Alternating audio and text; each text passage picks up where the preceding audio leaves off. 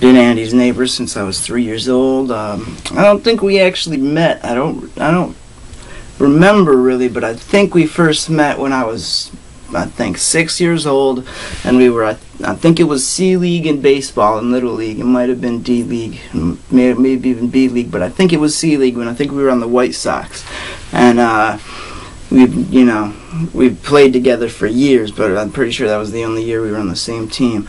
And even at that age, I still remember Andy could hit that ball hard. He hammered that thing. It'd go out there, and he could pitch too. He could pitch like crazy fast. Kids were terrified to get up to bat when he was pitching. He was awesome.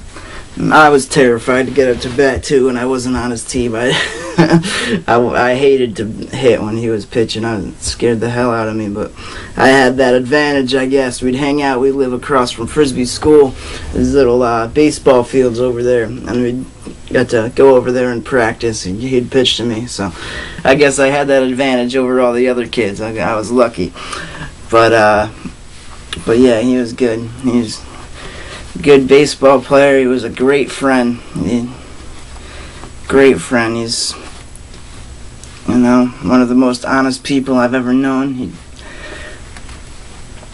He wouldn't lie to you about anything. I could always trust everything he said.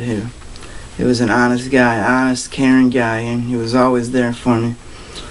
I wish I could have done more for him. But I always knew if I needed anything, I could call Andy. He'd be there as fast as he could. He'd be there. Actually, I think it was 2 days, maybe 3 days after he passed away.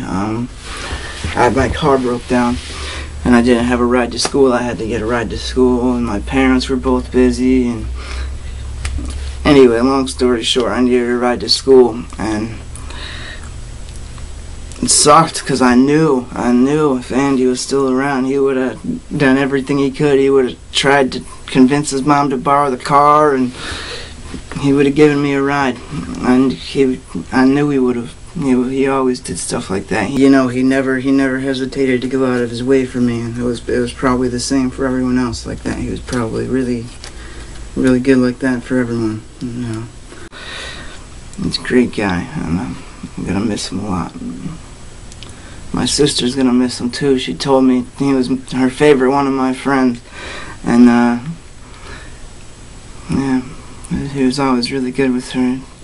From the time she was born, we were already 10 years old and 11 years old when she was born, and he always played with her. He got pictures of him playing Jenga with my sister, and it's good. He was really good with her. She doesn't even remember that, of course, but her whole life he's always included her in the conversation and always gone out of his way to play with her and make sure she's happy and help her when she needs help. And it's easy when we're, a bunch of teenage guys hanging out. It's easy for them to ignore my little, she's 12 now, but it's, my little 5, 6, 7, 8-year-old sister that most of them did just ignore her. But Andy always made sure to, say hi and ask how she was doing. And like I said, if she ever needed help, he was always willing to help her. And he was like family, man.